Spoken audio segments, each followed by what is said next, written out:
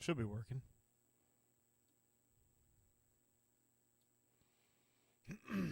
Let's check. Let's check if it's working.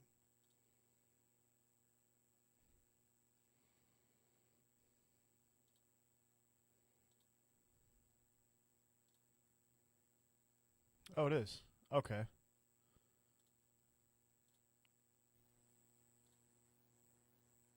Oh, it is. Okay.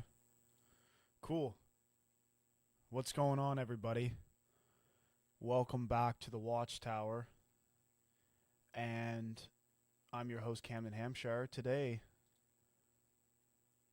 I wanted to come back, and I wanted to be more consistent.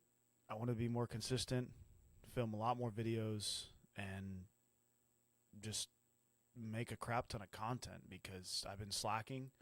I've been working on other things, but the thing is I'm going to try and stream for a week straight, and this is the first day.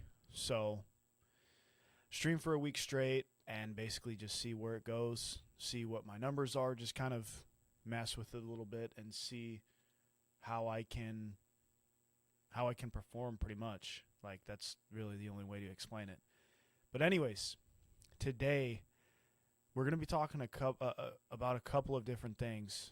We're going to be talking about, obviously, like the most important thing right now are the ICE shootings.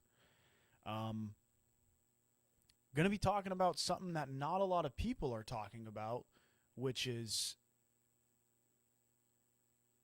Donald Trump's son-in-law, Jared Kushner, unveiling a plan for Gaza, an entire conglomerate construction plan for Gaza that's going to cost billions of dollars, and the taxpayers are going to be the ones that are paying it.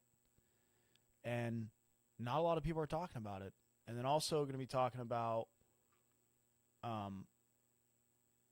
this doomsday clock that all these news outlets are putting out, talking about let's just get into it.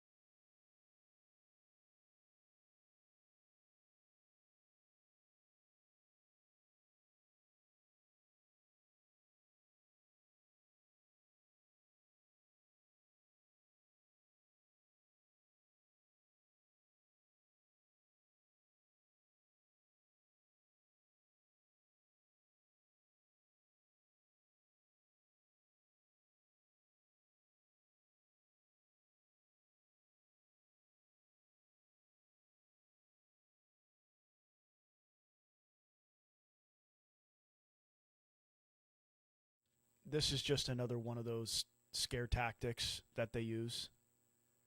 I mean, like, I don't know why a news outlet like Fox News would be even uh, making an article about this, but I'm not surprised. It's interesting because the media and the algorithms are set in such a way that they are going to try and scare you to shit your pants as much as possible. They're not going to hold back. They're going to try and scare you every which way. I think everyone hears that we're going to be going into nuclear war at least once a month. All these countries doing business deals. Russia is all buddies with China. And we like you have Israel pushing for regime change in Iran. You have all these different things happening, and it kind of poses the question, like, what is going to happen when the American people are tired of it, when the American people say, you know what, we're not going to put up with your bullshit any much longer, and we're going to actually make a change in America. You have all these things happening, and the mainstream media is like the worst, one of the worst possible things to ever exist. Because the distraction levels are at such a high risk that everyone gets distracted, and everyone gets so focused on one thing, but then 2 seconds later they get brushed off onto another thing. And it's a sad thing, because you have news stories that come out, and you have things that are written, and videos about certain things that are very, very important, and they just go unrecognized. They go unrecognized because, I mean, for example, like, you have, for a good, I don't know, maybe week and a half, 2 weeks, you had the Somalian fraud.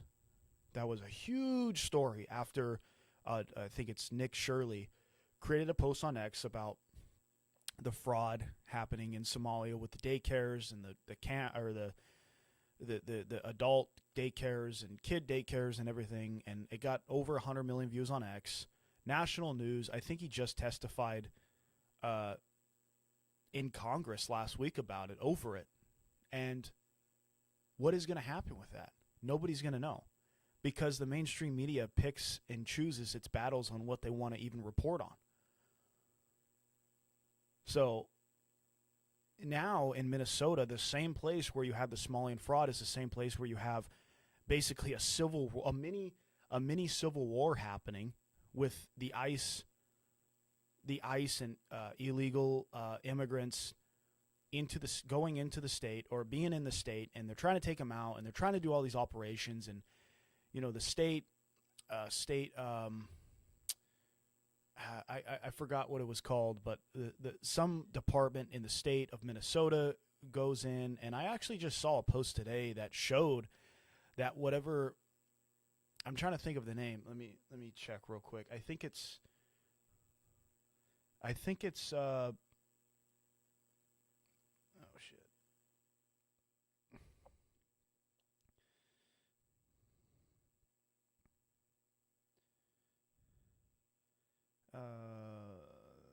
The Republican,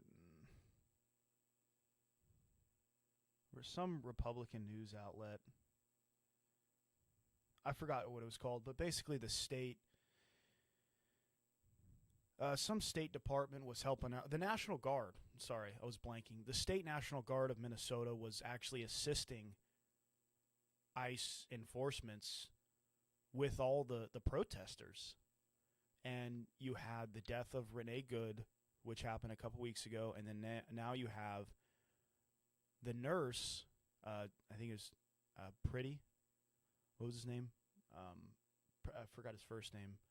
Pretty. I forgot his name, but you have all these things happening, and the deportations and the arrests of all these people in Minnesota are just a small percentage of the illegal immigration that's happening all over the United States. Like, I mean, you take a term like Obama's term, for example. He was very, very heavy on illegal immigration and illegals coming into this country. And that was one of the things he had. During his terms, he had a lot of deportations, and nobody talks about it. Because, I mean, you take a president like Donald Trump, and he's been so vilified in the media that anything he says or does is going to get bad traction. So you have all these deportations happening, and all these incidents happening. And the bad thing is like, with all these arrests and the amount of immigrants that are in the state of Minnesota, you have a higher chance of something like that actually happening.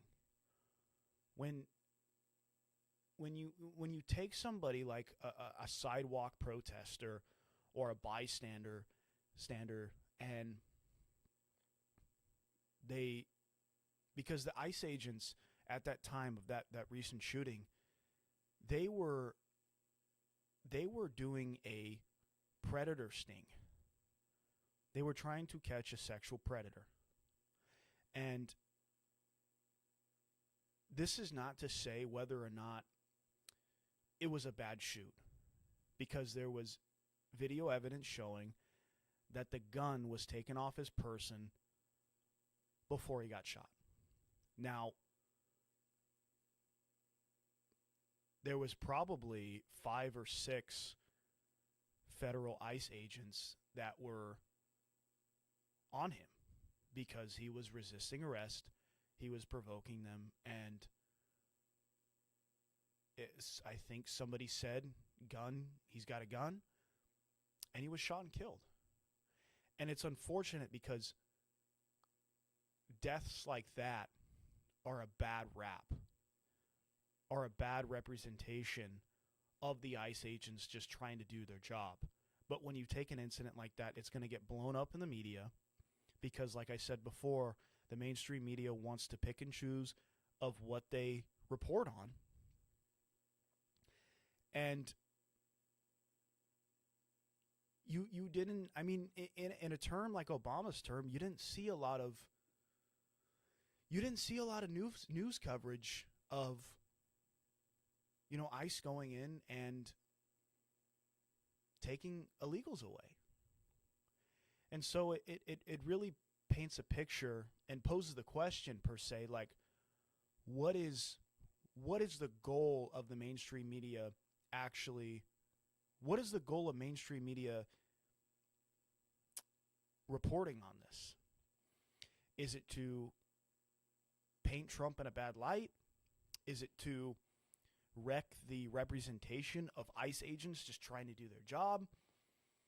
Now, do people, just like an incident like George Floyd in 2020, when you had a bunch of cops resigning, people saying F the police, like, we don't need the police anymore, what was the famous saying? Defund the police. Like, what is the ultimate goal of the mainstream media? That's the posing question. So, I mean, this is just the tip of the iceberg of what's happening.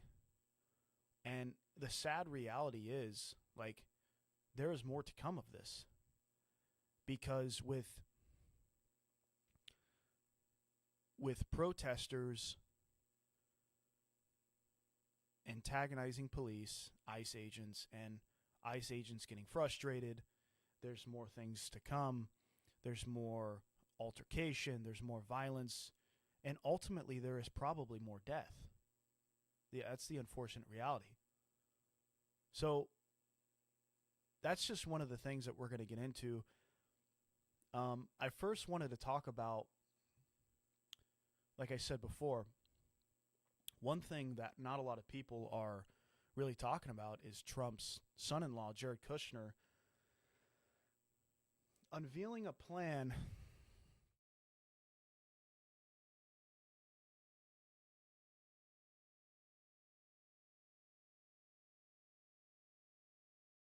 So we did a master plan. We brought in, I thank you, Keir Gabay, who's one of the most successful real estate developers and brilliant people I know. He's volunteered to do this, not for profit, really because of his heart. He wants to do this. And we've developed ways to redevelop Gaza. Gaza, as President Trump's been saying, has amazing potential. And this is for the people of Gaza. We've developed it into zones. In the beginning, we were toying with the idea of saying, let's build a free zone, and then we have a Hamas zone. And then we said, you know what, let's just plan for catastrophic success. Hamas signed a deal to demilitarize. That is what we are going to enforce. People ask us what our plan B is. We do not have a plan B. We have a plan. We signed an agreement. We are all committed to making that agreement work. There's a master plan. We'll be doing it in phasing. In the Middle East, they build cities like this in 2-3 million people. They build this in 3 years. And so stuff like this is very doable if we make it happen. Rothel will start with. This will show a lot of workforce housing. We think this could be done in 2-3 years. We've already started removing the rubble and doing some of the demolition. And then New Gaza. It could be a hope. It could be a destination, have a lot of industry, and really be a place that the people there can thrive, have great employment. Once this starts going, we think there should be 100% full employment and opportunity for everybody there. And we have a lot of data on what can be, but we think that this really gives the Gazan people an opportunity to live their aspirations. But it all starts with security, and it all starts with governance. There's a couple things that I noticed that he said. First, he said this construction plan is for the people of Gaza. How is it for the people of Gaza if half of the population is wiped out? Okay? And another interesting thing he said is there is no plan B. You know what that means? They're doing this no matter what. And you know what that also means? That also means that they knew that this was going to be their plan all along. They knew that they were going to destroy in order to create. And I mean, obviously here, you have the American right and the people of Israel, Jewish people in Israel saying, Gaza doesn't exist. The Gaza Strip doesn't exist. It all belongs to Israel. But, I mean, obviously here, when you have this big construction plan, they obviously recognize that Gaza is and was a place. What's left of it. What does that tell you? That tells you that this was a plan all along. This was a plan to destroy, to strip, to destroy Gaza from the inside out in order to bring these big construction conglomerates to be able to make a shit ton of money, a bunch of profit off of construction. They did this in Iraq. They did this in Afghanistan. And now they're doing it here. I think according to, I forget the source, but the number of deaths of Palestinians in Gaza is anywhere from 100,000 to 500,000. That's probably half or at least a third of the population overall. These people don't want this. These people here do not want this great new plan. Was this current war that's still going on, was it to bring peace back into the Middle East? Or was it for the pockets of the big boys?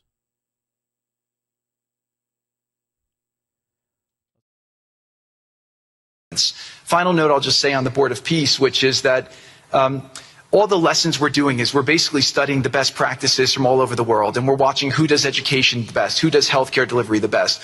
All of these things it's not secret IP. All this is IP that the Board of Peace is going to make public, and we want to encourage all the countries to be able to follow these best practices. A lot of the things that President Trump is doing in America, if they're working, we should all be copying them. If we find what's working in other countries, we should be copying them too. And so what the Board of Peace will have the ability to do if we're successful with Gaza is really show how do you do peace implementation, which is something that when we got this deal done, we didn't really find too much expertise or know-how on how to do it. So as we're creating this system, hopefully it's something that we can just document these learnings and make them available to all else who want to use them in the future.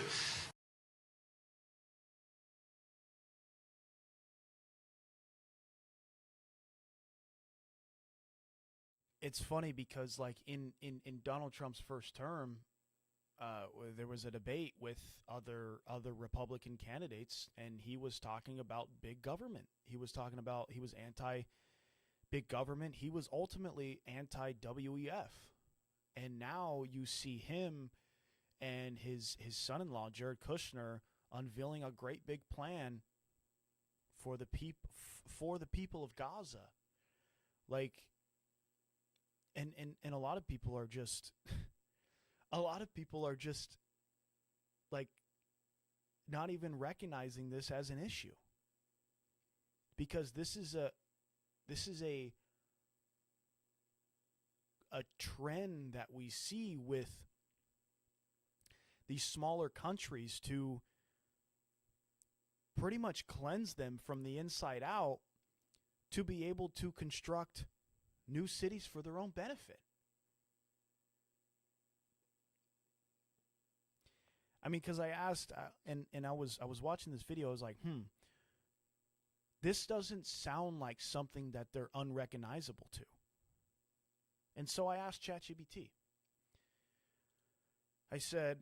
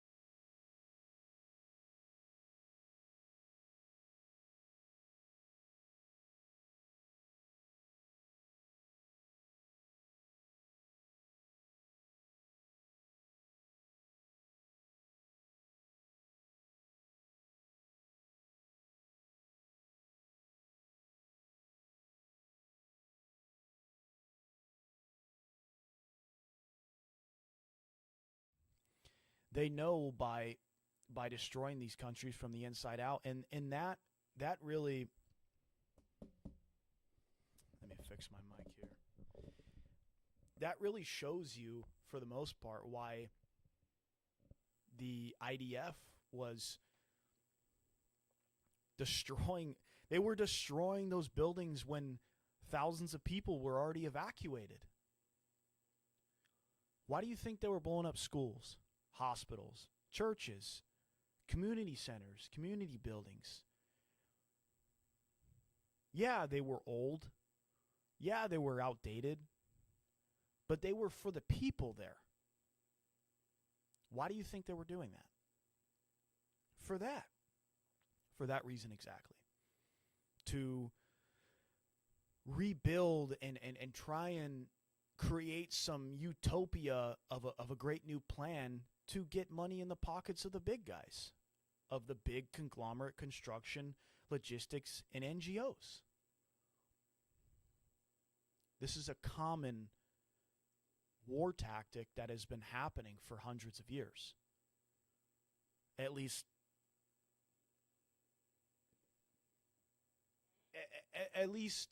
for since 2001, since Afghanistan. So, yeah, I mean, I don't know. I don't know. Like, it's hard to say that.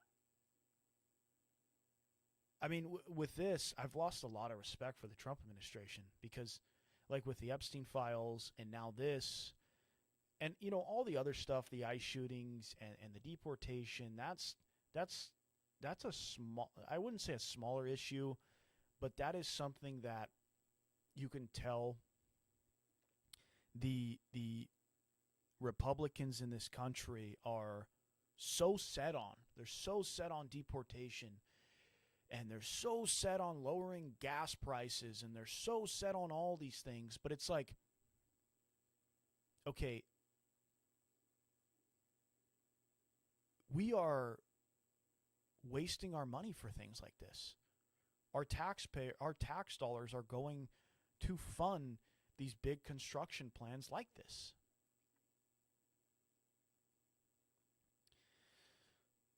it's frustrating, man. It really is because nobody.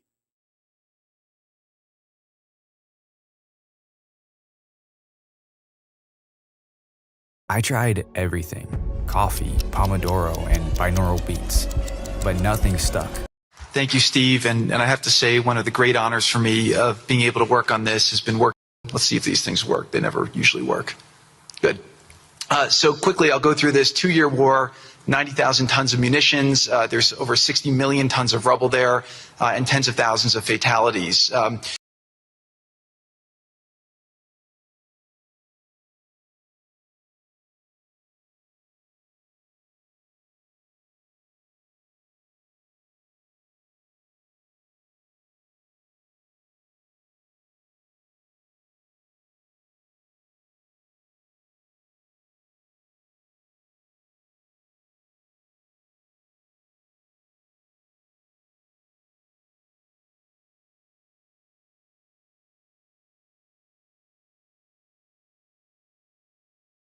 Through the ceasefire, we were able to get to the 20-point plan, ceasefire, release of hostages. Getting the UN resolution passed was a huge, huge effort, really thanks to Mike Waltz and the whole team there. They did an incredible job. And we've then, with the help of the UN, we've worked very, very well with them. This is why you need a new organization like the Board of Peace to work with the UN. I want to thank Tom Fletcher, did an incredible job of really getting it going. We've done historic humanitarian aid.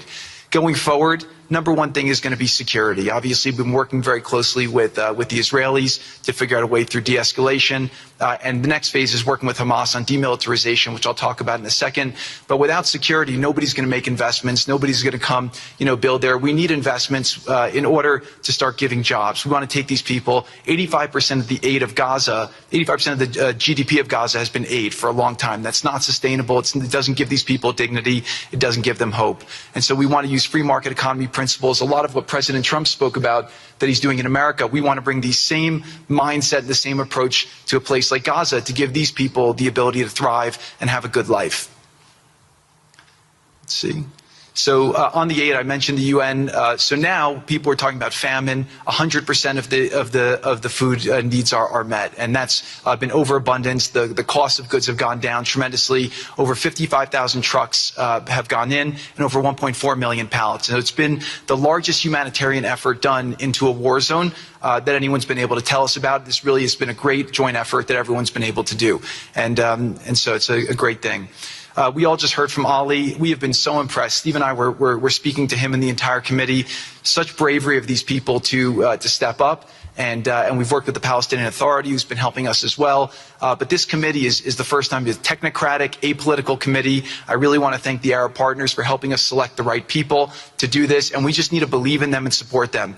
I put this up here. It's probably a little too small for me to read, but this is really important if you saw the mission statement. So Hamas's mission statement was, we need to destroy the state of Israel. That has not worked well for the people, as we've seen. Their mission statement is, we are committed to establishing security, restoring the essential services that form the bedrock of human dignity, such electricity, water, healthcare, and education, as well as cultivating a society rooted in peace, democracy, and justice, operating with the highest standards of integrity, transparency. So these are the basic things. Their goal is to have peace and to help their people, which is an obvious mission statement for a government, but actually fairly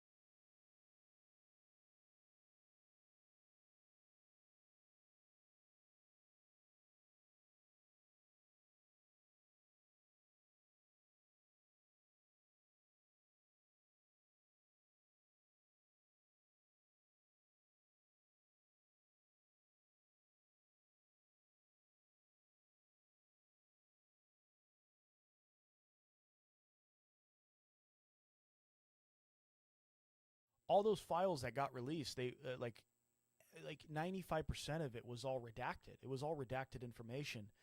The names, the addresses, the phone numbers, the information that people actually need to be able to take these certain people down was all redacted. And that was something I talked about in an earlier video that I made a couple months ago. It's like none of these people are going to go down. And you have these Epstein you have all these Epstein what's the word? I'm blanking. The people that were the Epstein victims. It says right here, Epstein victims advocates express outrage over slow release of files. So these victims, they don't get any justice. They just have to pretty much sit and wait until something is actually done. But the reality is, most likely nothing's going to be done. Because, like I said before in the very beginning, the mainstream media wants to pick and choose the kind of thing that they want to report on. I mean, you look at those Epstein files that were released. You look at the Epstein files that were released that had a bunch of redacted information. They only released those because you had news outlets pressuring the Trump administration to release them. So they released a fraction of them. All the information was redacted. And then they just don't talk about it because something else in the world happens. And then they start reporting on that. Tons and thousands of articles getting written. It just, the programming of these mainstream media outlets is so harsh and so real that people just pretend like nothing happens. When they know in the back of their mind, oh, we only got a mere fraction of the Epstein files. Where's the rest of them? Where are the pictures at? I looked through that little tiny percentage of files that were released. They were all pictures of, I mean, there were some pictures that had damning evidence on them, but a lot of those pictures were just pictures of when they raided his residence, his houses. I don't know.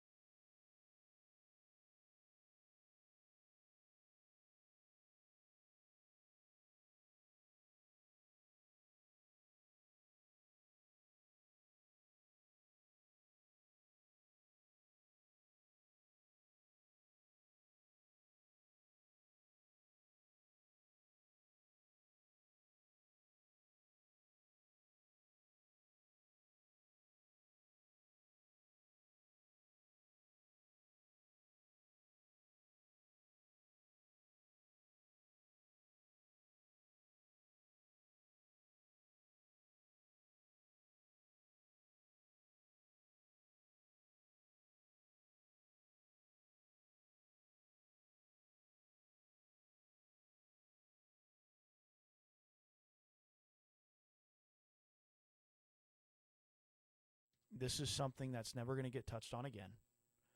They're probably never going to release the files. They released a mere fraction of them, and there's probably thousands and thousands of other files that need to be released that are just sitting in a hard drive in somebody's office somewhere.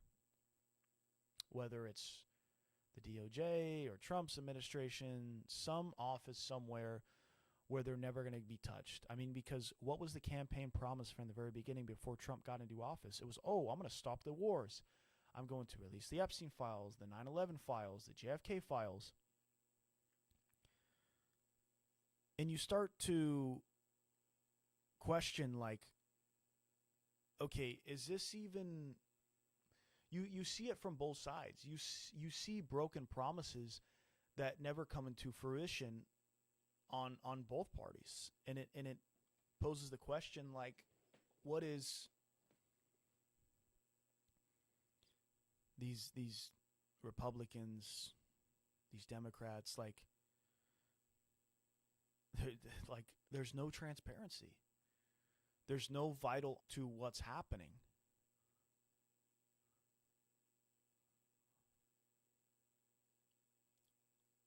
Lawmakers are considering legal relief. The Democratic Congressman Ro Khanna, who co-sponsored the EFTA with Republican Congressman Thomas Massie, said many avenues were on the table. Quote, "We appreciate Judge Engelmeyer's timely response and attention to our request, and we respect his decision. He said that we raise legitimate concerns about whether DOJ is compliant with the law." Khanna said in a statement to The Guardian, "We will continue to use every legal option to ensure the files are released and the survivors see justice." Massie voiced similar sentiments, telling The Guardian in a statement, quote, "We appreciate the judge's thoughtful consideration of our letter, and we remain determined to force the DOJ to follow our law using other avenues available to us and their survivors." So, I mean, this is just clear that the DOJ is not following up on their promise. And for the rest of Trump's term, you're probably going to see maybe some articles come out saying, we're working on them, we're trying to go through all the information, stuff that was talked about for months and months, like about how they're trying to sort through all the files and what can be shown, what has to be redacted to be able to protect the people that are in the files. No, that's not how it's supposed to work. If these Epstein victims need to be taken seriously, and they need to be justified in their claims and what they have shown, then all the information needs to be put out. Who are they protecting? Who are they protecting? Are they protecting current politicians that are still in office? Probably. Are they protecting big billionaires or big donors that donate billions and billions of dollars to political campaigns? Probably. So it's never going to work. It's an endless cycle of promised and failed, promised and failed, promised and failed.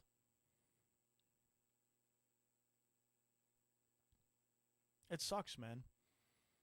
It sucks because, when this last term was happening, and Donald Trump was trying to become the president of the United States, like those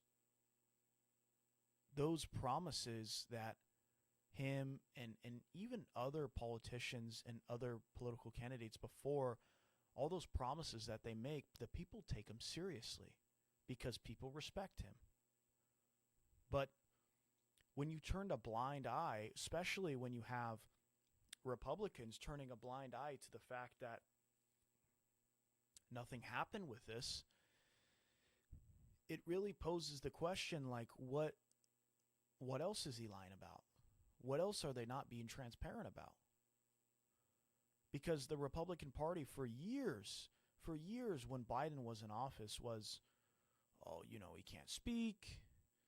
he can't put out the correct information with the Biden, his son's laptop, and the Russian hacking, and all these things, all these big pressures that the Republican voters put on the Democratic Party. It's just a flip flop to the Republican Party. It's embarrassing. It's embarrassing. I do not identify anymore as Republican or Democratic. I never have, really. So, I mean, yeah, let's move on. Going into the Minneapolis shooting,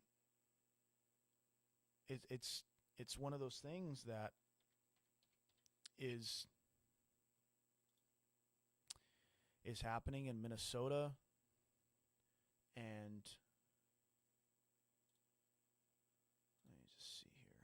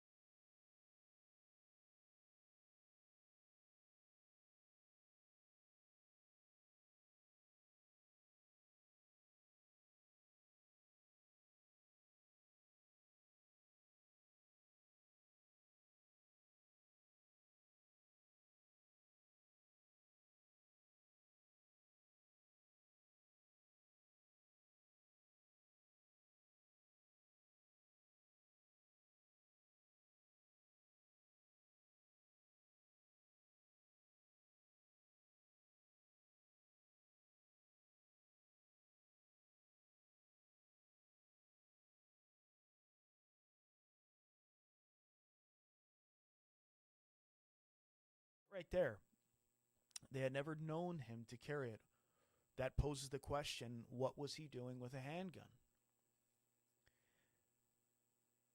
The ICE agents probably would have never known that he had the handgun on his person if he didn't go up and start filming them in the first place, because they were starting an arrest. They were currently doing an arrest when that happened.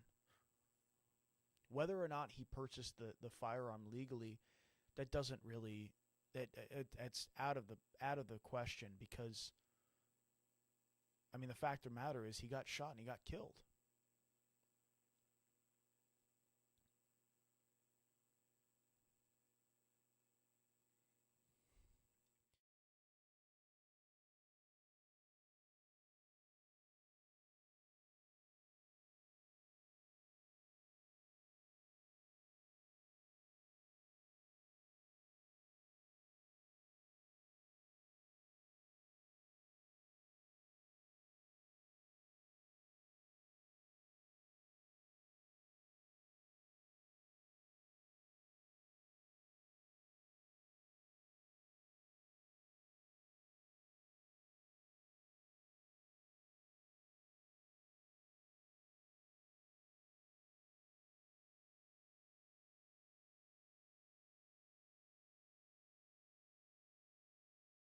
it was a bad shoot, which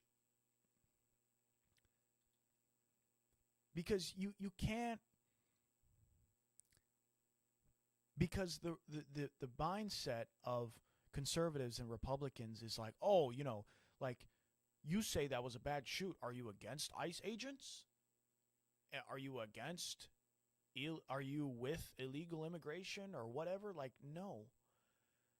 Just because you say something is a bad shoot, that doesn't mean me or other people are automatically against the ICE agents doing their job in a state where there are state and federal laws. But it says there's no sign of a gun in Pretty's hand. He did have a gun on him. The gun was pulled from him by an officer, and he got shot after. But that doesn't mean that I'm against ICE agents and I'm with illegal immigration. Like, no, that's not the case. I believe it was a bad shoot. It was. It was a bad shoot. It's unfortunate what happened because stuff like that isn't supposed to happen. But there is a higher chance of that happening when you have protesters and officers colliding like that. The tensions are high. People are nervous. So there's a higher likely chance of that happening.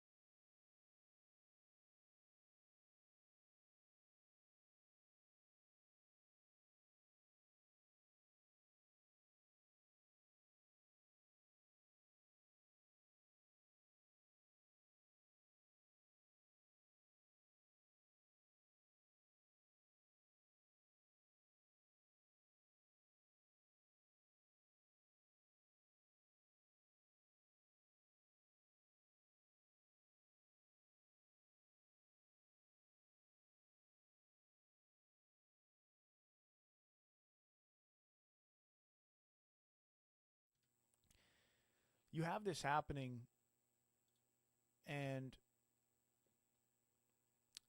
I mean, like I said, this is just the tip of the iceberg. When you have two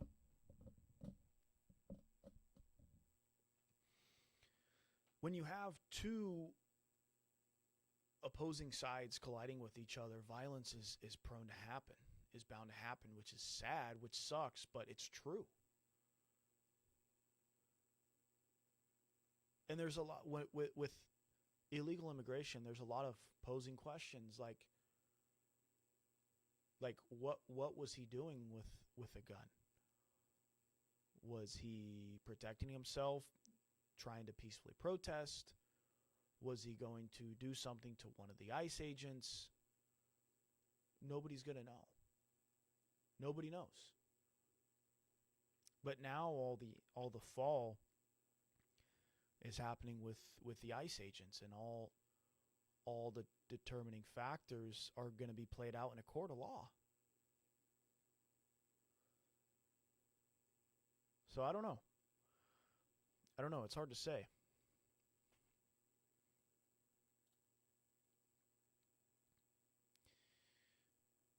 I looked at this and, oh shit. What is F1? No.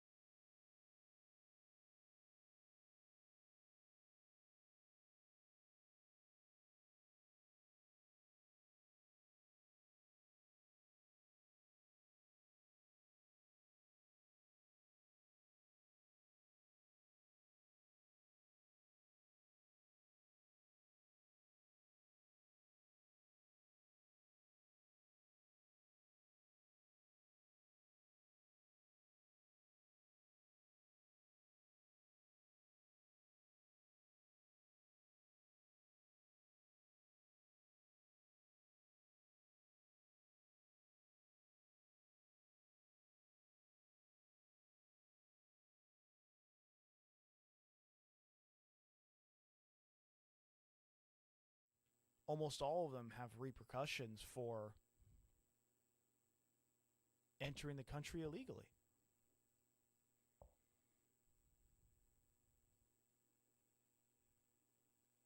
It's not to say that the immigration system in this country is messed up, and the people that are trying to, I think it's something like 35 million immigrants are currently waiting to be able to enter this country legally, compared to the 10 to 15 million that have entered the country illegally on a yearly basis. And I mean, those statistics right there show that the immigration system in this country is messed up and it needs to be fixed. But I think at this point, the Trump administration, they're just trying to do cleanup.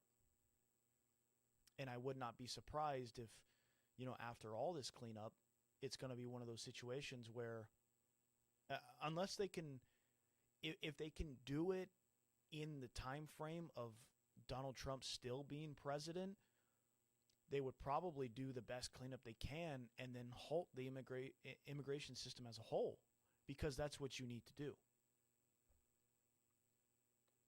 You need to be able to halt it, to be able to review it, go over it, and rearrange it in a system that actually works. And this is not me saying that I'm against legal immigration.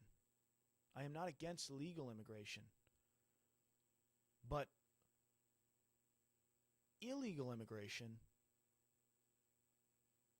out of the millions and millions of people that enter in this country illegally, you're going to have bad apples of the bunch. You're going to have people that do criminal wrongdoings. You're going to have people that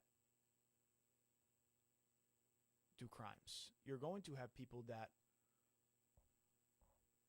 people, grape people. You're going to have people that commit crimes. There's no other way to put it. And until you can lower those numbers and actually minimize those situations and minimize those shootings, do it in a manner that you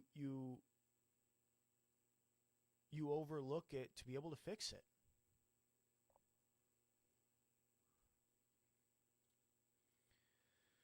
As of 2024-2025, nearly 35 million non-U.S. citizens had applications pending for green cards or other legal permanent residence, creating a massive backlog. With annual caps limiting green cards to just over 1 million, most applicants face years or decades of waiting, while over 2.2 million asylum seekers await court hearings as of late 2025.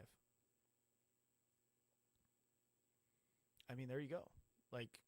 That's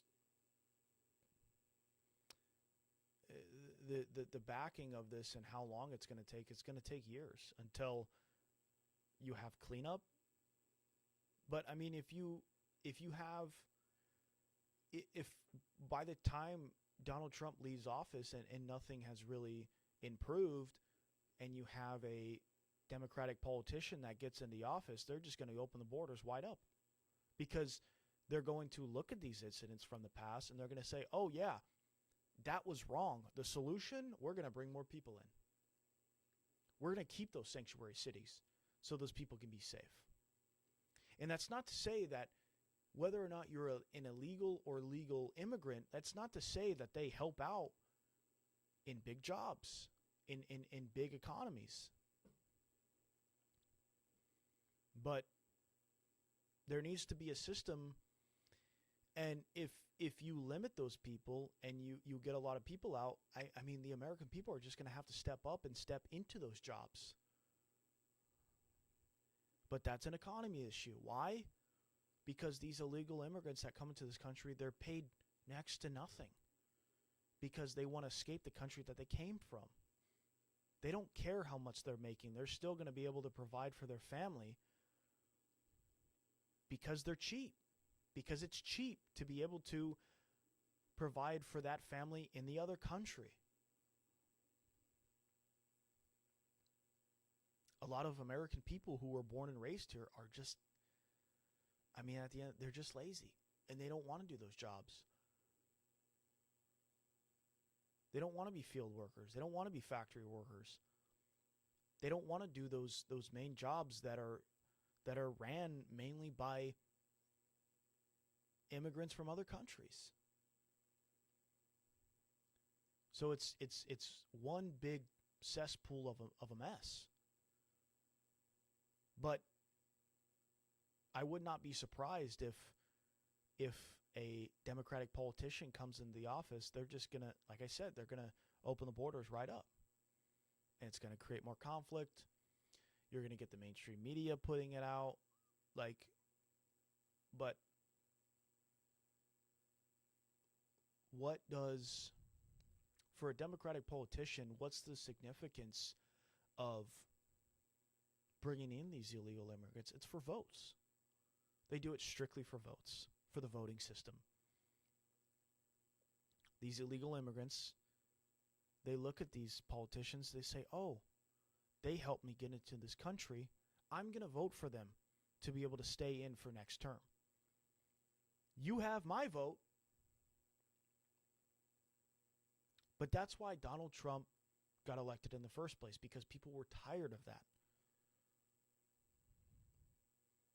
People were tired of the benefits that these immigrants were getting that United States citizens were not. People were tired of United States taxpayers paying for these programs, paying for these benefits that these people were getting. So, I mean, it's crazy, man. I don't know. That's really all there is to it. There needs to be a whole new, brand new system. And if that means cleaning up shop, I mean, so be it. You have to. You have to. I mean, they're not going to get the big numbers that they want. They're not going to clean up shop like they want to. But if they can make any sort of progress, that's what they're going to take, and that's what they're going to run with. But what is progress if, I mean, because Trump can't run again. He's already had 2 terms. But like I said, goes back to mainstream media again. When Obama was in office, illegal immigration was a huge factor that played into it. He was very big on it. He was one of the top political candidates that deported a lot of illegals.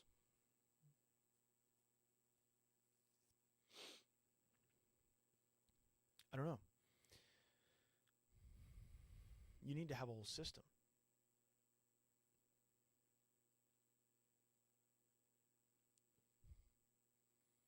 How long am I in? Let me see real quick.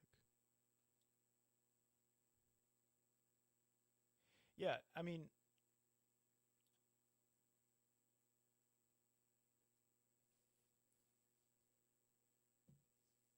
a system that works. And I think that's what the American people want. They want systems that work. Whether that, it doesn't even have to be illegal and legal immigration. It's taxes, it's the education system, it's the healthcare system, it's the system of taxes and taxpayers in this country. It's all these binding systems that go into one, which is America, which makes America America. So that's about it for me for today, for tonight. I'm going to be streaming for the next week every single day. I'm going to try and do every single day because I like this stuff a lot, and I like to be able to talk to people. Whether or not I have a lot of viewers, I don't really care about that. Concurrent viewers or live viewers or whatever. I just like to talk to the people and say my piece, and you can kind of formulate your own opinion based on what you see. So I'm going to be back tomorrow, probably around the same time. Going to figure out what I'm going to be talking about. But I mean, if you can take anything from this video, take like really question on what you see on mainstream media and these news articles and news outlets and news videos, and really ask yourself, like, is this news outlet and this company really giving this information to me for my best interest, for the American people? Or are they putting it out there for the benefit of something else, of some other regime? That's what you got to take away from it. That's what you got to ask yourself. So, thank you for watching. Thank you for listening. I appreciate it. I'm going to be back tomorrow. Like I said, I'm going to be streaming every day for the next week to be able to see, because I just want to see the progress. I want to see the progress. I like to kind of mess with this content stuff and see where I'm at, where I could go. And, if it goes good, then I'm going to try and stream every day or not. If not every day, at least 3 days a week. I know I kept always saying that in my previous videos, but I'm really going to try and buckle down on this stuff for 2026, because I want to make a difference in the political world, in the streaming world, and whatever, to be able to ask thought-provoking questions. So thank you for watching. Make sure to like, comment, subscribe, follow on Rumble. I'm on Rumble and YouTube. Leave a comment of what you want to see, what you want to talk about. My socials, I think, are in my YouTube thing. So send me a message. Whatever you want to see, I can cover it. I think either Thursday or Friday, I'm going to be on a panel talking more about the ICE shootings with different political streamers. And then I'm still waiting on another streamer. I think he's another Rumble streamer. Going to be talking to him about different political stuff. So stay tuned for that. A lot of big collabs coming, not just with this, but on my podcast as well that I'm doing with Paul Gonzalez. It's called the PG Consulting Podcast. Going to be talking to different political people, athletes, all different kinds of people. So stay tuned for that, and I'll see you tomorrow.